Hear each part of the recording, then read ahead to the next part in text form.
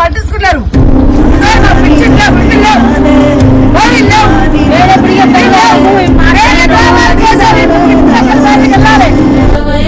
చదువుకోనికి పిల్లలకు ఆటం లేదు, ఎండలో నడిచేస్తారు.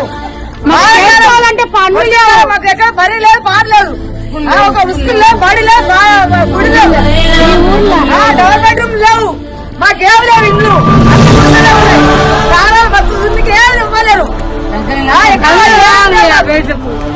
అప్పుడే మేము నర్సరీకి వేసుకుంటే ఆయన ఎవరిగా గెలుచు అమ్మలో అరుచుకుంటుండే ఆ కాయలందరూ తీసుకుపోయి ఇంటికి వచ్చి కాయలు తీసుకొని వస్తుండే ఆయనకేం అన్ని మొత్తం కనిపిస్తుండే. ఆ నర్సరీకి గెలిపేయకుండా కేజీఆర్ గెలిపించినందుకు ఆయన పోయి ఇంట్లో ఉంటే మా బాధలేండి, మా గోసలేండి ఏం తెలిసిపోతుంది. ఇప్పుడు బయటలోకి వెళ్ళాలి, బుద్ధి రావాలి ఆయనకు. ఇది మాత్రం గంపం.